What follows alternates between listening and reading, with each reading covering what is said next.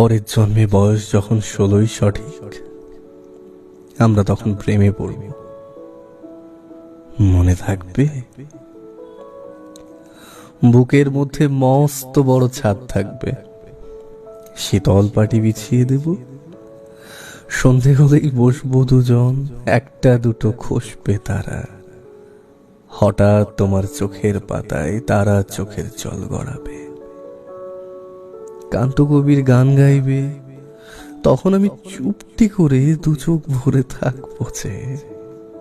মনে থাকবে?